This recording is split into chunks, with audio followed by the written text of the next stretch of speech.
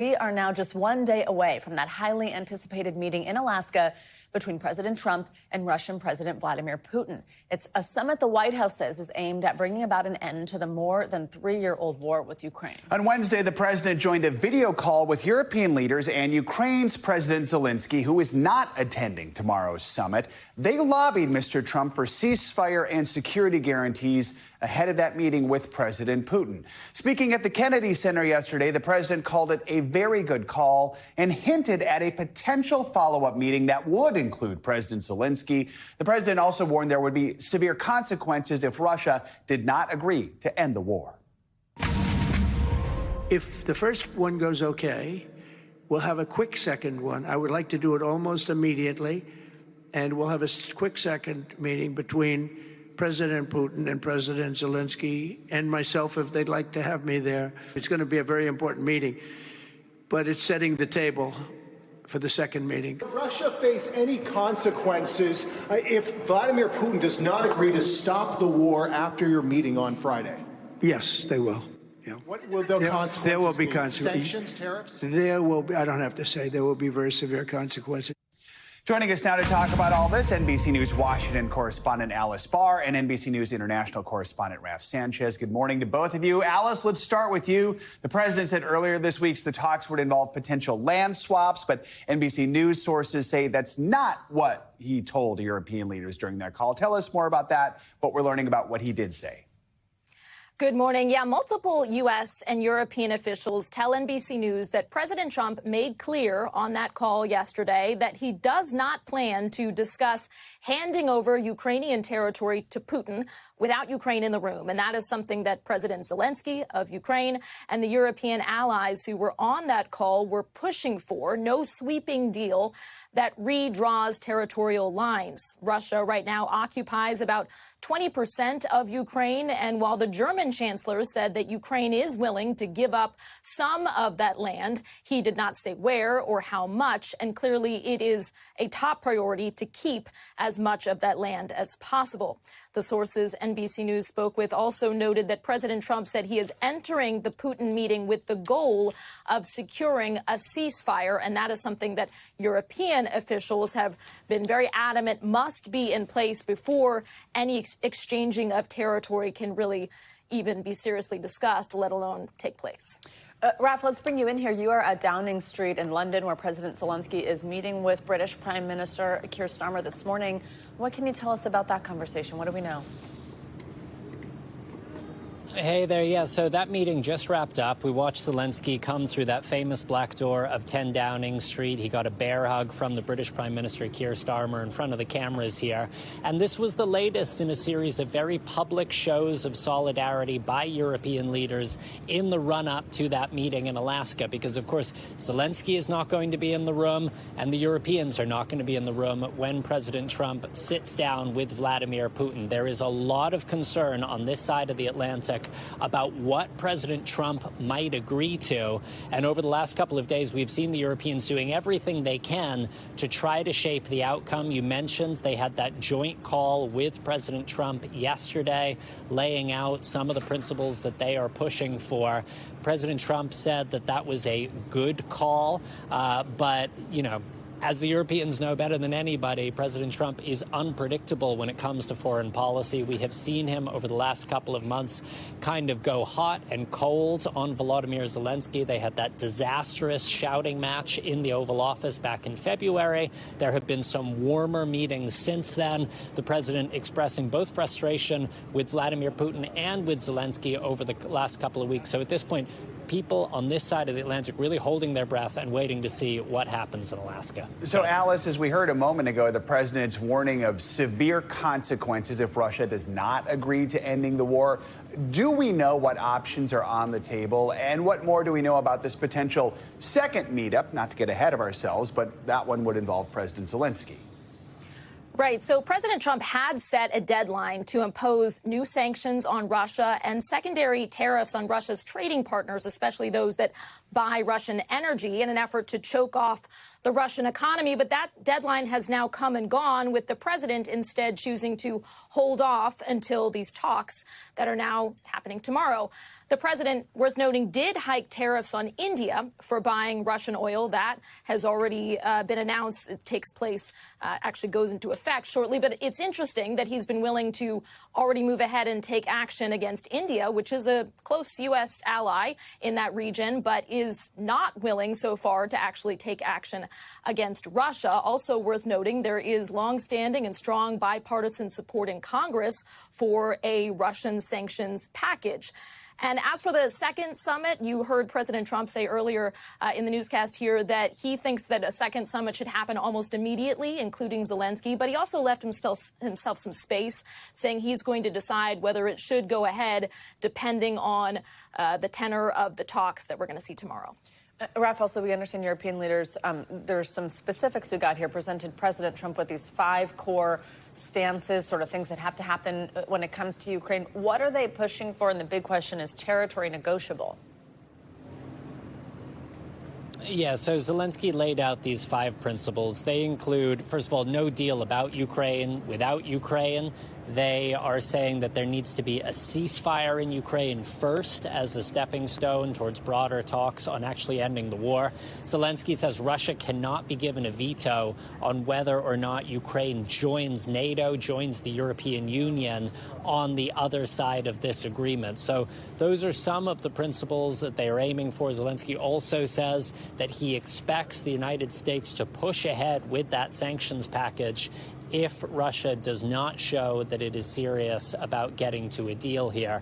We don't know whether Trump agreed to those specifics. He has been more explicit in the last 24 hours or so that he does not plan on making any agreement tomorrow in Alaska. As you said, it's that first meeting, and he says only final deal would come when Zelensky and Putin sit down themselves. Guys. All right, Raph and Alice, thank you both. Appreciate it. Well, ahead of tomorrow's meeting, NBC News chief foreign correspondent Richard Engel is looking back at some of the key moments of this more than 3-year-old war and how we got to this point. At 5 a.m. on February 24th, 2022, Vladimir Putin ordered his army to invade Ukraine. He launched missiles and sent attack helicopters. It was the biggest invasion in Europe since World War II.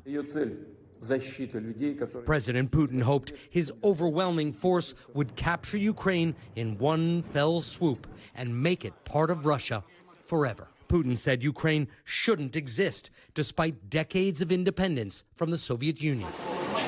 In Ukraine's capital, Kyiv, an exodus began.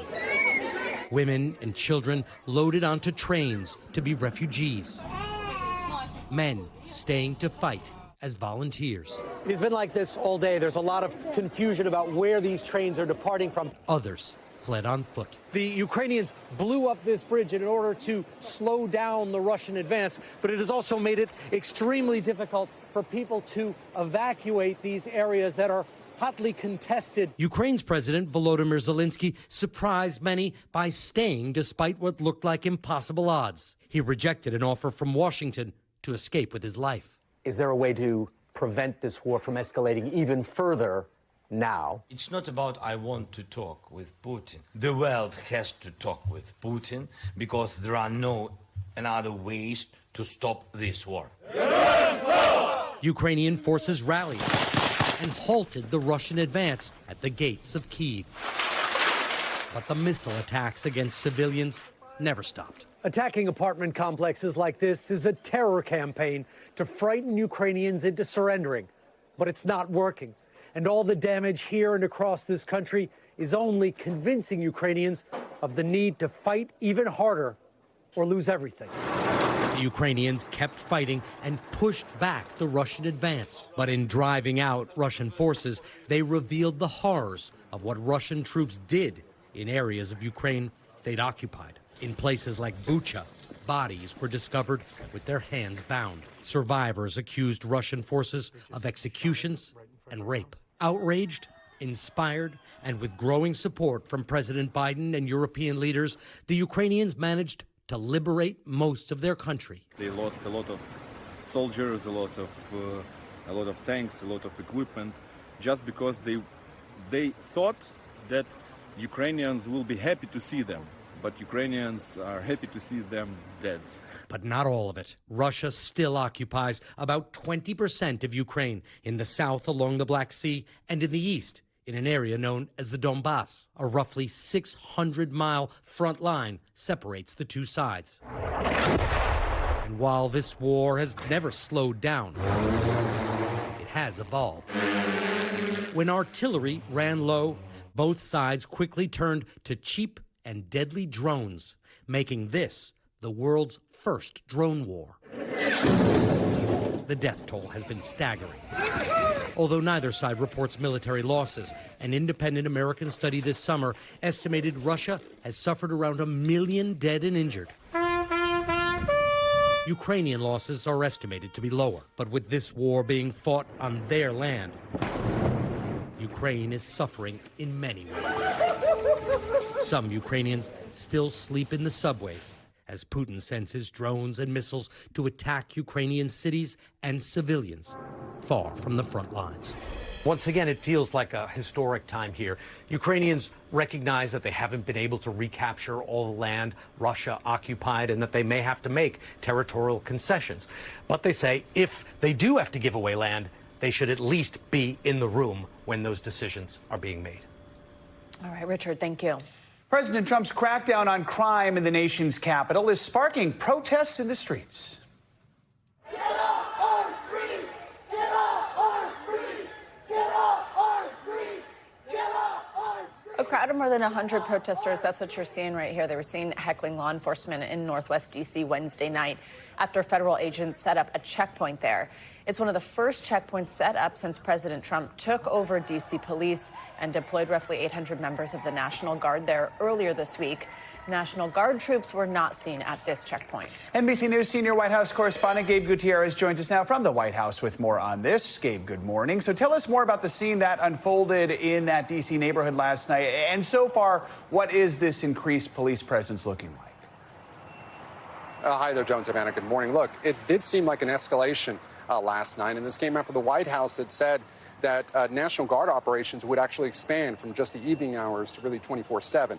But yesterday in Northwest D.C., it was not the National Guard, but it was local police in addition to other federal law enforcement agencies that set up that checkpoint in a commercial residential area. And as you just saw in that video, more than 100 protesters gathered, started heckling the police. Witnesses say that it was a peaceful protest, but they do say that there was at least one arrest there. Now, look, the Trump administration has really wanted to make this about a visible presence. They want these law enforcement officers to act as a deterrent for any violent crime here in the nation's capital, Joan Savannah. Gabe, President Trump yesterday also, he mentioned that he wants to extend this police takeover past those 30 days.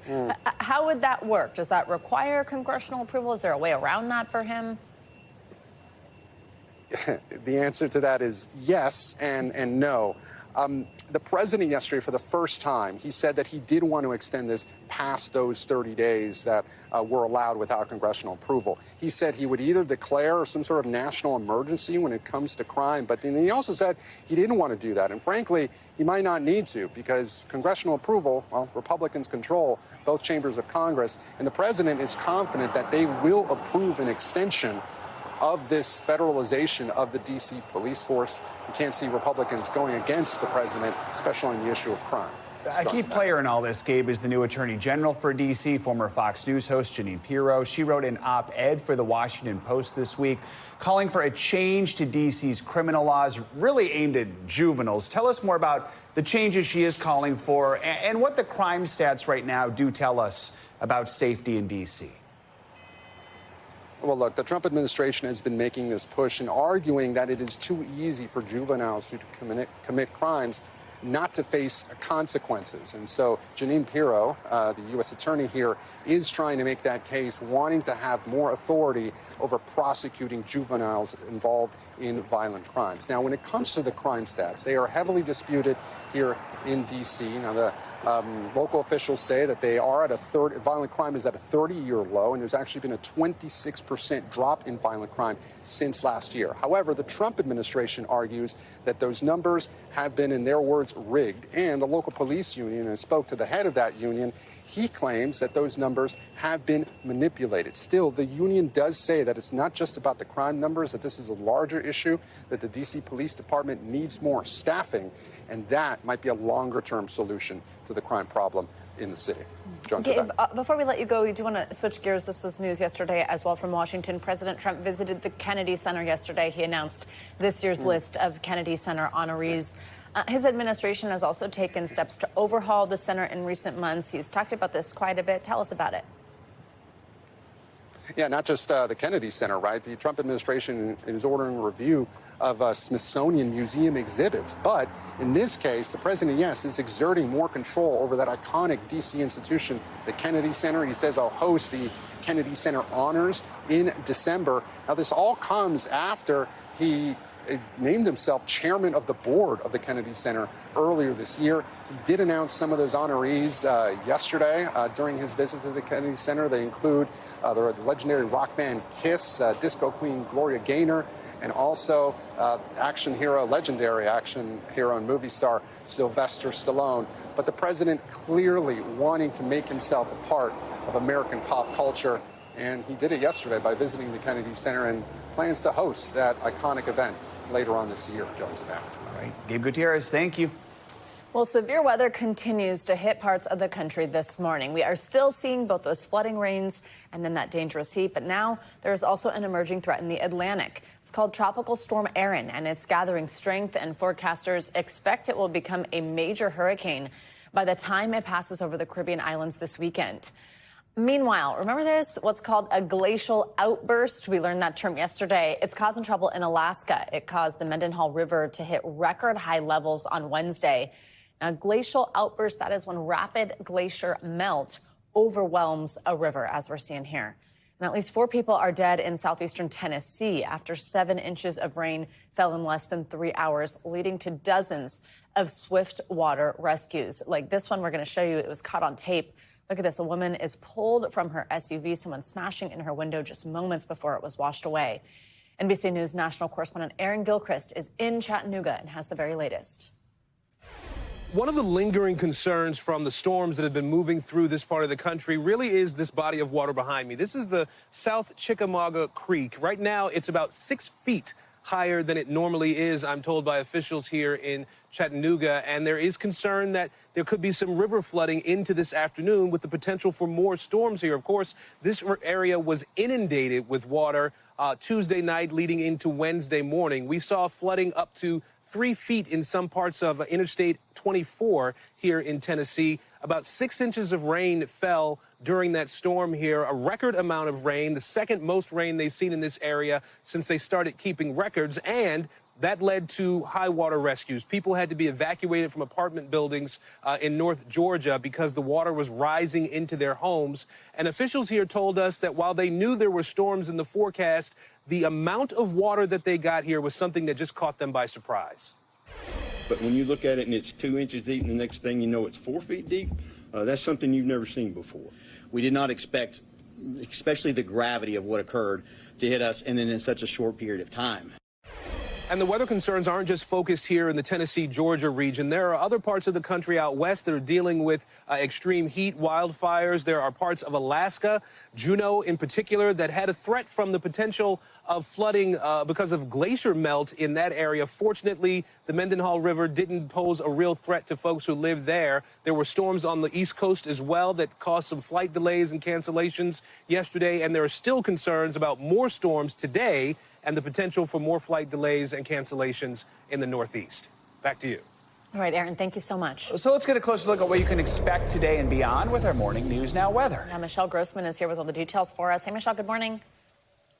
Good morning, guys. And unfortunately, we're going to see more of the same. We're going to see some slow-moving, heavy downpours, tropical-like downpours. That's going to lead to the chance for flash flooding. We're seeing some heavy rain falling right now. On radar, you can see where those bright colors are. That's where we're seeing the heaviest rain falling. So the pinpoint for those storms today would be parts of the Carolinas into the mid-Atlantic. And again, we'll see heavy downpours like what Aaron mentioned, where we just see training storms dumping 2, 3, 4 inches in spots. We do have flood watches where you see the green there. That includes Norfolk and also Elizabeth City, so portions of the mid-Atlantic and also the Carolinas. This is why we have a lot of moisture. We have a triggering cold front. We have a trough that's sort of triggering things as well. So heavy rain for the coastal parts of the mid-Atlantic. Now, the good news is we're going to see some improving conditions in terms of the air temperature, the humidity in portions of the Northeast, especially New England. You're going to feel that first. But as we go throughout the day, we'll see the humidity levels dropping throughout portions of the Northeast. So that's the good part of this. Now, we are expecting severe weather. That's in parts of the upper Midwest and northern plains. Where you see the yellow, that is the likeliest spots for seeing the heaviest rain or the strongest storm. So Grand Forks, Fargo, Jamestown, we could see hail 2 inches or larger. Could also see some winds gusting up to 60 miles per hour. And an isolated tornado is possible. So we're going to watch that very closely on this Thursday. Still tracking Aaron. We're going to continue to track Aaron for quite a while, too. Right now, still a tropical storm, winds at 50 miles per hour, moving west at 17 miles. It's about 990 miles east of the northern Leeward Islands. It's going to enter the Caribbean, some really warm waters. It's going to strengthen pretty quickly. Now, as we look at this track, a couple things. We're going to see it blossom into a hurricane by tomorrow. That's going to be the first hurricane of the season. Then as we get towards the weekend, so around Sunday at 2 a.m., overnight Saturday into Sunday, we're going to see it become a major hurricane. That's going to see winds of 150 miles per hour. I do want to end it on a positive note. As of today, right now, the latest run, it looks like it will miss the East Coast. It's going to make that northeast turn, so not impacting the East Coast. We will see some strong swells, some rip currents, but as of right now, we are seeing no impact to the East Coast. Of course, that could change. We have some time to go before we see Aaron kind of move out. Back to you. That's some good news. Last thing we need is that. All right. Thank you. Well, this morning, police outside Philadelphia are hunting for 2 suspects who pulled off an armored truck robbery that played out in broad daylight. It is the latest in a recent string of heists targeting armored vehicles in and around the city. NBC News correspondent Aaron McLaughlin has the details. Brazen robbery caught on camera. You see an armed Brinks truck parked outside a supermarket near Philadelphia. The driver, who police asked us to blur this video, is quickly followed by 2 armed men. They pointed their firearms at the driver, ordered the driver to turn over their handgun, and then took the 2 bags of money. I think it was about 15 seconds total, start to finish. You see the suspects make a run for it. One armed with an AR-15 style firearm. Police saying the duo got away with 2 bags of cash believed to be worth more than $700,000. Seconds before the robbery happened, you can see a bystander walking into the store. The risk of violence to all the bystanders was very, very high. But also how easy it was. Correct. Yeah, I mean, it was out in the open. There was really nothing to prevent that from occurring. Tuesday's heist, the latest in a series targeting armed trucks across Pennsylvania this summer, including this one back in June, where prosecutors say gunmen took off with more than $2 million after robbing another Brinks driver outside of a Home Depot. They've announced 3 suspects arrested in that heist, one of them a former Brinks employee. Brinks directed all questions to law enforcement. Police say they're investigating whether any of these robberies are connected. It's really early investigation, so it's tough to say, but we're going to look at every angle possible to solve this crime. Aaron McLaughlin, NBC News. Today is the first day of school for many students across Los Angeles, but this year brings a new sense of uncertainty for teachers over possible ICE raids, with fears some students could be deported. NBC News correspondent Camila Bernal sat down with some of those educators to talk about the challenges they may face. Middle school history teacher Marcela Chagoya is preparing for a school year that may be more challenging for her. I have to prepare myself mentally because one of my concerns has been, am I going to see all my students back? In a predominantly Latino neighborhood in Los Angeles, she worries some of her students could have been deported over the summer. Children listen more than we give them credit for. And so they do worry about their classmates. They worry about their friends. It stems from scenes like these, caught on video and playing out near schools in LA. Earlier this week, a special needs teen temporarily detained at gunpoint outside this school by federal agents. DHS says they weren't targeting the high school and the incident was a case of mistaken identity. But the fear is real. In January, the Trump administration did away with a long-standing policy preventing ICE agents from making arrests in schools. Even if it's not your woe, your crisis, you're impacted by what you see, what you feel. As an immigrant himself, Los Angeles Unified School District Superintendent Alberto Carvalho is encouraging teachers to be the protectors. Already, more than 1,000 employees say they will stand guard in areas near schools where there could be immigration enforcement activity. Could it maybe be too much for a teacher? Are we asking much of them? Yes, we are. Are they willingly doing what they believe is right at this moment? No doubt. A huge concern for them is students not showing up. We have been worried about attendance, particularly considering all that this community has gone through. What we have detected is a fluctuation of attendance in the areas surrounding specific federal actions that are known to the community.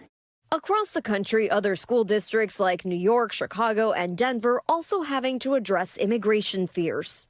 But in an email, DHS saying they're protecting schools by preventing criminal aliens and gang members from exploiting these locations and taking safe haven there. Back in LA, the district has already reported a rise in virtual learning enrollment. But teachers like Marcela stress the need for normalcy and consistency. We just want them back here with us, and hopefully it'll give them some sense of normalcy, because a lot of our students were not able to be out there having fun this summer. They stayed indoors because of fear of what may happen. And so we want to bring some back, a sense of normalcy back to them. Camila Bernal, NBC News. We thank you for watching, and remember, stay updated on breaking news and top stories on the NBC News app or watch live on our YouTube channel.